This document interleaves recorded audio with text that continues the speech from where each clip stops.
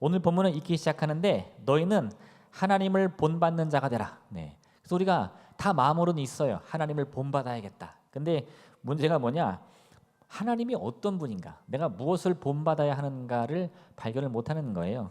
그러니까 이 바울이 오늘 그것을 자세하게 설명해 주는데 제가 그것을 요약하니까 세 가지가 나오는 것 같아요. 뭐냐? 하나님을 닮은 사람은 하나님과 함께 생각과 말과 꿈을 맞춰간다 이겁니다. 하나님의 생각, 하나님의 말, 하나님의 꿈을 함께 맞춰간다는 거예요. 그럼 우리가 어떤 생각을 하고 어떤 말을 하고 어떤 꿈을 꾸어야 하는가? 오늘 그 말씀을 함께 나누겠습니다. 첫 번째, 하나님의 생각이란 무엇이냐? 오늘 보면 3절은 음행과 온갖 더러운 것과 탐욕을 버리라 말씀하는데 이걸 또 다른 말로 표현하면 이런 거예요. 마귀가 우리에게 오는 목적을 성경은 딱 한마디로 표현하는데 뭐죠? 도둑질하고 죽이고 멸망시키기 위해. 그러니까 무엇을 하든지 간에 그것이 겉으로 보기에는 좋아 보이고 화려해 보인다 할지라도 그 목적이 살리는 데 있지 않고 도둑질하거나 죽이거나 멸망시키는 것이라면 그건 다 마귀의 일이지 하나님의 일이 아니라는 겁니다. 그러니까 내 생각 속에도요 이런 것들이 담겨 있어서는 안 되는 거예요. 성경은 하나님을 뭐라고 소개하냐면 세상 만물을 지으신 창조주다 이렇게 말씀하시거든요. 창조주, 그죠? 창조를 하신 주인. 그 창조의 만물 중에 누구도 포함돼요? 우리도 포함되는 거예요. 그러니까 우리는 주인을 누구라고 고백하죠? 하나님이다. 할렐루야. 모르셨어요? 네. 우리는 우리의 주인이 따로 있는데 그 주인을 하나님이라고 고백합니다. 맞죠? 그래서 내 주인은 하나님이면 우리는 하나님의 종된 몸인데 그럼 우리는 누구의 명령에 복종해야 돼요? 당연히 주인이신 하나님의 명령에 복종해야죠. 그럼 우리의 주인은 종된 우리에게 어떤 계획을 가지고 있느냐? 이걸 보니까 성경 이사야 44장 2절과 4절 말씀인데 이렇게 말씀하고 있어요. 너를 만들고 너를 모태에서부터 지어낸 너를 도와줄 여호와가 이같이 말하노라. 나의 종 야곱 내가 택한 여수르나 두려워하지 말라. 나는 목마른 자에게 물을 주며 마른 땅에 시내가 흐르게 하며 나의 영을 내 자손에게 나의 복을 내 후손에게 부어 주리니 그들이 풀 가운데서 솟아나기를 시냇가에 버들같이 할 것이라. 할렐루야. 우리 주인이 우리에게 계획이 있는데 너 한번 당해봐라 이런 계획이 아니라 내가 너의 주인인데 지금 내가 명령한다. 내가 너를 끝까지 붙들어 주리니 네가 목마를 때 물을 줄 것이고 네가 힘들 때 힘을 줄 것이고 내 복이 너의 후손 만대에 이르도록 내가 이행할 것이다 이렇게 말한다는 거예요. 그럼 우리는 어떻게 해요? 그 말씀에 순종하여 따르면 되는 겁니다. 그러니 우리가 담아야 할 생각이라는 것은요 이러한 주인의 계획에 맞추는 생각을 담아야 돼요. 하나님께서 우리에게 이와 같이 말씀하시는데 내 마음속으로는 에이 아닐 거야, 에이 준다고 하고 안 줄 거야 이러면 될까 안 될까요? 돼요? 아니잖아요, 그죠? 그 주인을 끝까지 믿고 신뢰해서 따르는 것이 우리의 역할 아니겠습니까? 그러니까 하나님이 우리에게 반드시 좋은 것을 주신다는 믿음을 갖고 나아가는 게 우리의 역할인데 때로는 우리가요 그 시선을 한눈을 판다는 거예요. 내 생각을 달리 먹는다는 거예요. 이런 일이 정말 이루어질까 하면서요. 이 모세가 이제 나이가 많아서 하나님 품으로 돌아가고 하나님이 그 후계자로 여호수아를 세웠는데 이렇게 말씀하시는 거예요. 여호와의 종 모세가 죽은 후에 여호와께서 모세의 수종자 눈의 아들 여호수아에게 말씀하여 이르시되 강하고 담대하라. 너는 내가 그들의 조상에게 맹세하여 그들에게 주리라 한 땅을 이 백성에게 차지하게 하라. 이제 이 여호수아가 모세가 이끌던 이스라엘 백성을 이제 대신 이끌어서 모세가 없는 상황에서 이 큰 공동체, 거대 공동체의 이제 리더가 되는 겁니다. 그래서 그들을 약속의 땅으로 이끌어 나가는데 하나님이 뭘 준비하라 그래요? 할렐루야. 그죠? 강한 마음, 담대한 마음, 생각을 지키라는 거예요. 마음을 지키라는 거예요. 너는 이제 이스라엘의 지도자니까 공부 잘해야 된다. 너 돈 잘 벌어야 돼. 이런 말 하지 않는다는 거예요. 살찌면 안 돼. 할렐루야. 그런 게 아니라 마음과 생각만 지켜내면 네가 능히 이 일을 이룰 수 있다는 거예요. 하나님은요 이 여호수아가 어떤 사람인지 묻지 않습니다. 너 뭐 배웠니? 너 운동 잘하니? 너 IQ가 몇이야? 이런 거 묻지 않고요 오히려 그를 택하시더니 강하고 담대하라. 그러면 네가 반드시 그 모세의 뒤를 이어 이 모든 백성을 약속의 땅으로 인도하리라 말씀한다는 거예요. 왜요? 그 계획을 하나님이 하셨고 하나님이 이루시니까 그걸 믿고 나가는 겁니다. 그럼 여호수아가 하나님의 말씀을 믿고 나가는데 그 길이 어떨까요? 평탄할까요? 고될까요? 너무 고된 거예요. 너무 힘든 거예요. 많은 적들이 있고 여리고에 성벽이 있고 문제가 있고 배고픔이 있고 추위가 있고 위협이 있어요. 그럼 그때 여호수아는 어떻게 해요? 에이 내가 이럴 줄 알았어. 하나님 뻥치셨네. 이러면 될까 안 될까? 아니라는 거예요. 그 마음과 생각을 지켜내면서 하나님의 계획이 이러이러하니 나는 반드시 이룰 수 있다. 그 생각을 지켜내라는 거죠. 무릇 지킬 만한 것이 있으면 뭘 지켜요? 밥을 지켜요? 마음을 지켜야지. 마음을 지켜야지. 네. 요즘 저희 집안 분위기가 장난이 아닌데, 네. 우리 와이프가 열심히 아침을 했어요. 아이들 시컷 먹였습니다. 아이들이 맛있다, 잘 먹었다. 딱 숟가락을 내려놓자마자 엄마 점심은 뭐야? 와이프가 바들바들 떨어. 점심이 뭘까? 네. 하나님의 뜻을 온전히 알면요, 하나님이 어떠한 모습을 보여주고 어떠한 경험을 우리에게 주어진다 할지라도요, 우리가 믿음을 갖고 나아갈 수 있다는 거예요. 근데 그게 헷갈리면 그 아주 사소한 말이잖아요. 엄마 점심이 뭐야? 근데 그 말이 무섭게 들리더라고. 야, 얘가 커서 뭐가 될까? 내가 이 아이의 배를 채울 수 있을까? 네. 그 작은 사건에도 염려, 걱정, 근심이 몰려오는 게 우리 마음과 생각이라는 겁니다. 지켜내야 된다는 거예요. 예전에 제가 이런 글을 본 적이 있는데, 뭐 농담 반 진담 반이겠지만 좀 기가 막혔어요. 어떤 젊은 여성인 것 같은데 결혼을 앞두고 있고 이제 오랫동안 교제한 사람이 있었어요. 그래가지고 이제 둘이 결혼 계획을 하는데 막 준비를 하니까 결혼 계획은 쉽지 않더라고. 저도 해보니까 이게 처음에는 사랑하는 마음에 뭐 행복한 꿈을 갖고 하는데 막상 하다 보니까 뭐 돈 문제에 걸리고 가정 문제에 걸리고 엄청 힘이 들더라고요. 아마 이분도 그랬는지 그렇게 하다가 야 우리 한번 궁합이나 보자 해가지고 이제 점집을 찾아간 거예요. 궁합을 물어봤는데 이런 얘기가 나온 거예요. 둘이 결혼하면 가정에 환란이 끊지 않을 거고 둘 중에 하나는 요절할 거야. 할렐루야. 그 여러분들 어떻게 하실래요? 만약에 여러분들 자식이 와가지고 엄마 나 점집에 점 봤는데 나 결혼하면 요절한대. 그 뭐라 그러실래요? 하지마 하지마. 네. 그 재수없어서 하겠니? 네? 그런 생각을 갖고 있을 때 어떤 일이 벌어지느냐? 그 운명이 점괘에 맡겨진다 이거예요. 우리의 운명이 내 생각이나 하나님의 계획이 아니라 내가 믿는 그 점괘를 따라 간다는 겁니다.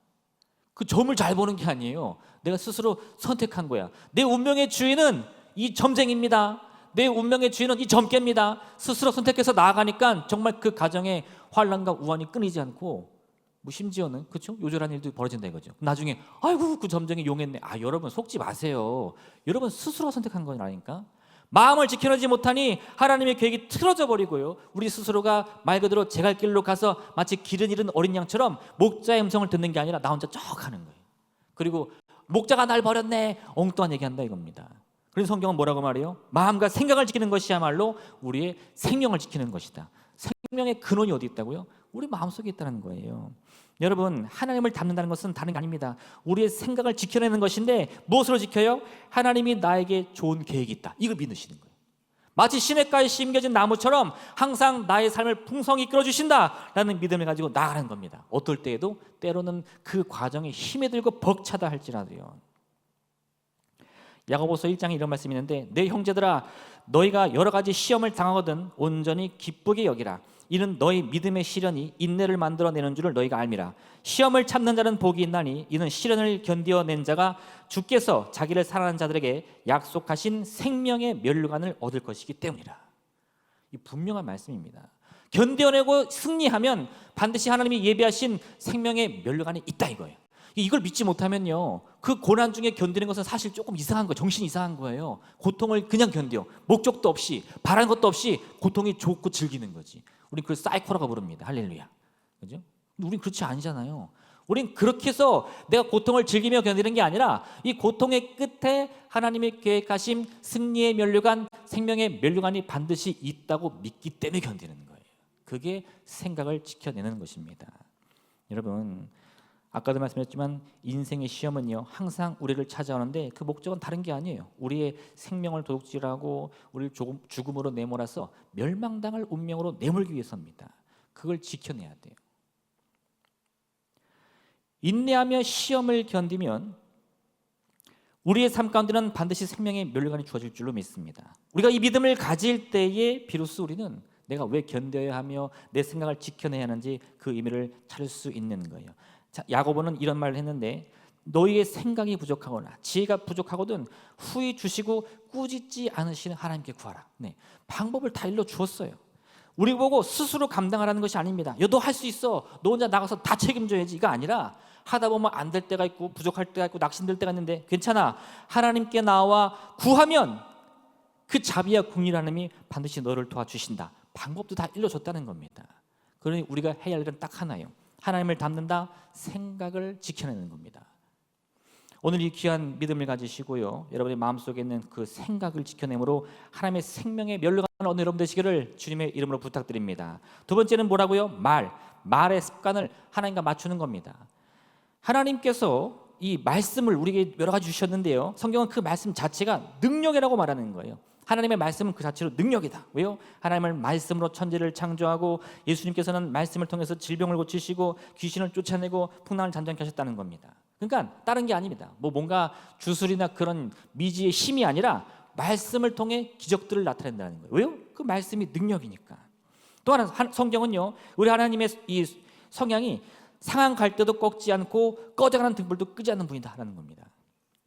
이걸 제가 곰곰이 생각해 보니까 이 세상 기준으로 보면 좀 말이 안 돼요. 네, 상한 갈대, 꺼져가는 등불. 사실 이런 것들은 이 세상에서는 그 요즘 유행하는 그 무슨 요리 프로그램 있죠? 이렇게 막 경연대회 해가지고 줄 세우는 거, 등수를 정해가지고 이 먹어본 다음에 뭐라 그래요? 아, 당신은 탈락입니다. 그죠?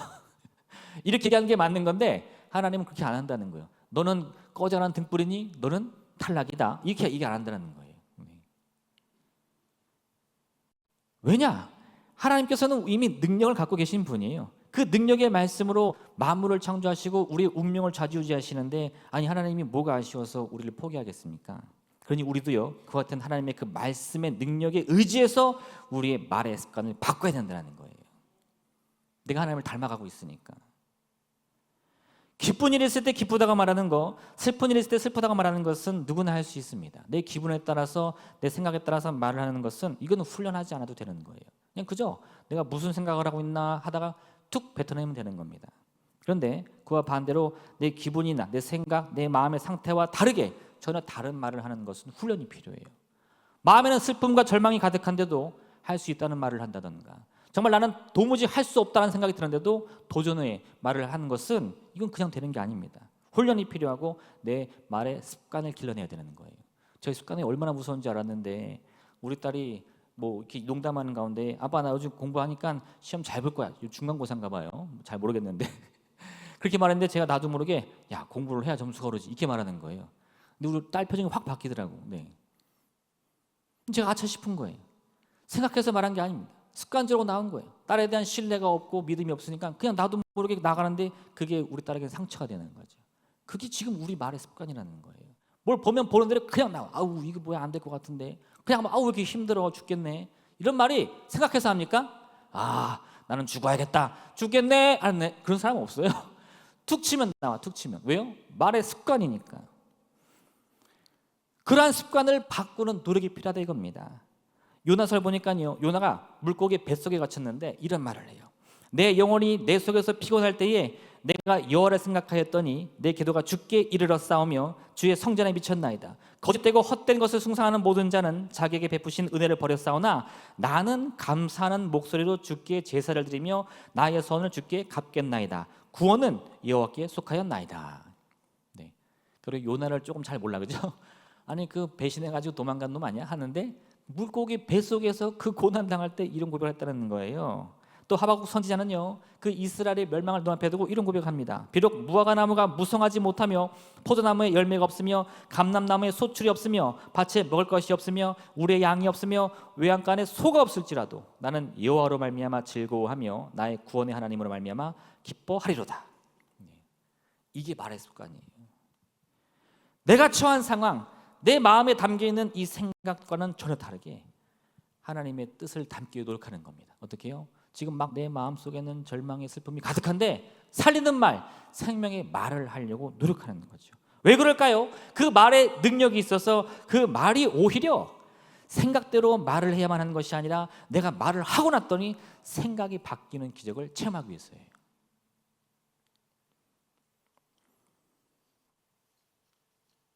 생각에 따라 말을 하느냐, 아니면 말의 능력을 의지하여 그 생각조차 바꾸느냐? 그건 우리 말의 습관에 따라 결정되는 것입니다.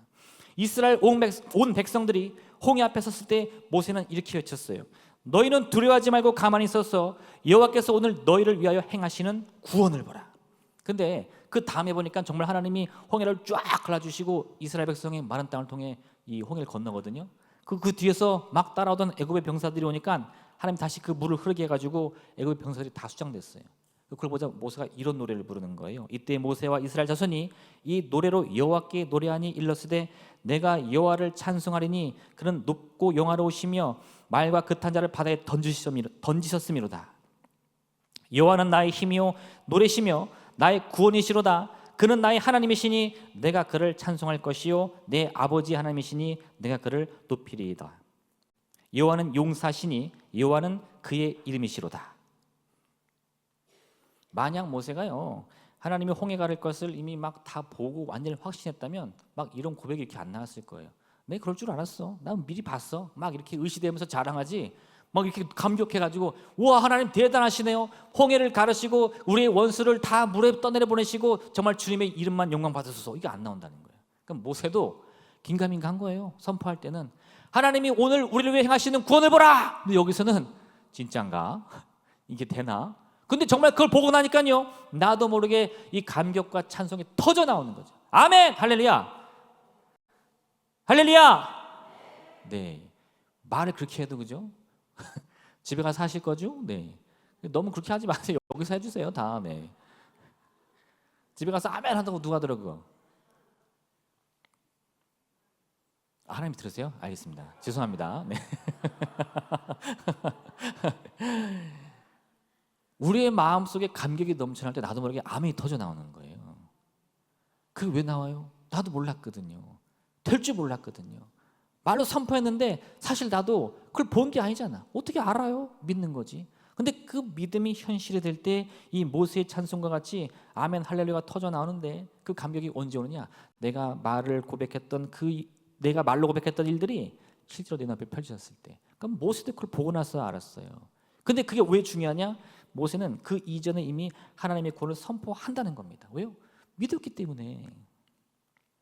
오늘 우리에게 필요한 말의 습관이라는 건 바로 이런 거예요. 보고 나서 말하는 것이 아니라 보지 않고 들리지 않아도 먼저 말로 선포하는 거죠. 내가 가야 할 방향, 내가 품어야 할 생각들을 말로 선포하는 거예요. 나는 이와 같이 될 것입니다. 나는 이러한 일들을 이룰 것입니다. 나는 저곳을 향해 나아갈 것입니다. 할렐루야 할렐루야. 아이 좋아 그죠?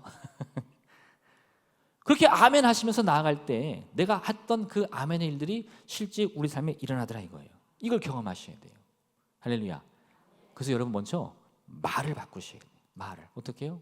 생명을 살리는 말, 내가 할 수 있다는 그 긍정적인 생각을 가지고 내 미래를 바라보는 말을 하셔야 할 줄로 믿습니다. 마지막 세 번째는요, 꿈이에요. 꿈. 이것은 시선이라고 말할 수 있는데 뭐 동서남북 말하는 게 아니라요, 내가 어디를 바라볼 것이냐, 내가 앞으로 무엇을 바라볼 것이냐, 그게 중요합니다.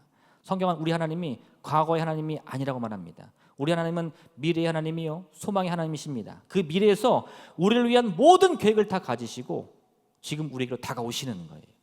그 하나님을 만나면 나의 미래를 내가 바라볼 수 있는 거예요. 아, 나의 삶이 저와 같이 되겠구나. 하나님이 모세를 부르실 때는 이런 말씀 주셨습니다. 여호와께서 이르시되 내가 애굽에 있는 내 백성의 고통을 분명히 보고 그들의 감독자라 말미암아 부르심을 듣고 그 근심을 알고 내가 내려가서 그들을 애굽인의 손에서 건져내고 그들을 그 땅에서 인도하여 아름답고 광대한 땅, 젖과 꿀이 흐르는 땅, 곧 가나안 족속, 헷 족속, 아모리 족속, 브리스 족속, 히위 족속, 여부스 족속의 지방에 데려가려 하노라. 지금 뭐예요? 모세를 부른 이유가 무엇입니까? 이스라엘의 운명을 바꾸기 위해서, 그죠? 앞으로 내가 이와 같은 일을 할 것이다. 그랬더니 모세는 이렇게 대답했어요. 모세가 하나님께 아뢰되 내가 누구이기에 바로에게 가며 이스라엘 자손을 애굽에서 인도하여 내리까? 하나님이 지금 모세를 부르시면서 하신 말씀은 어디를 보고 있습니까? 과거, 현재, 미래. 1번, 2번, 3번 시작. 몇 번이요? 미래. 그죠? 죄송해요. 제가 1번, 2번, 3번 했는데 미래라고 하니까 몇 번이지? 그죠? 3번이라고 해야지. 왜 헷갈리게 그래요? 미래를 말했는데 지금 모세는 뭐라 그랬어요? 내가 누구이기에? 그럼 나는 그 지금 모세의 시선은 나의 어디에 있을까요? 나의 과거에 있는 거예요. 하나님, 저 배운 거 없어요. 저 권력도 없어요. 돈도 없어요. 근데 제가 뭘 합니까? 저는 그런 훌륭한 사람 아니에요. 그거 다 어디 있다고요? 과거에 있는 거예요. 하나님이 지금 여기서 여러분에게 너에게 이와 같은 말씀을 내가 주노라 그때 여러분이 저는 그런 훌륭한 사람이 아닌데요. 그럼 여러분의 시선은 항상 어디에 있는 거다? 과거에 있는 거예요. 과거에. 만약 하나님의 시선이 과거에 있다면요, 큰일 납니다. 저 문을 들고 들어오는데 하나님 물으시는 거죠. 너 한 주 동안 뭐하고 살았니? 그럼 들어올 수 있어요? 없어요? 아, 죄송합니다. 지금 잘못 들어온 것 같은데 회개하고 다시 올게요. 그죠? 누가 저 문을 하나님께 앞에서 통과할 수 있겠어요? 근데 안 물으신다는 거예요. 너는 무엇을 바라며 왔느냐? 물으신다는 거죠. 그런데 굳이 그렇게 하셨는데도 하나님, 제가 죄를 너무 많이 져가지고요, 부끄러워서 올까 말까 고민했는데요, 그 쓸데없는 변명 필요 없다는 겁니다. 하나님은 미래를 말씀하시는데 이 모세가 자꾸 과거를 되돌아보니까 말이 통하지 않아요. 뭐 가라 그러면 못 가요, 못 합니다, 안 합니다, 말을 못 해요, 뭐 별 얘기를 다 하는 거죠. 근데 여러분, 신약을 보니까 예수님이 여리고를 지나가실 때 맹인 거지 바디메오를 만납니다. 예수님께서 지나가신다는 소리 들으니까 이 사람이 크게 소리 질렀어요. 다윗의 자손 예수여, 나를 불쌍히 여겨 주옵소서. 예수님이 그렇게 물으십니다. 내가 너에게 무엇 주길 원하느냐? 1번, 2번, 3번, 그죠? 과거, 현재, 미래. 뭘 물어보신 거예요? 미래. 무엇 주길 원하느냐? 그때 과거예요? 아니잖아. 할렐루야! 네. 나만 정신 못 차리는 게 아니네, 그죠? 너에게 무엇 주길 원하느냐? 지금 어디를 바라보라는 거예요?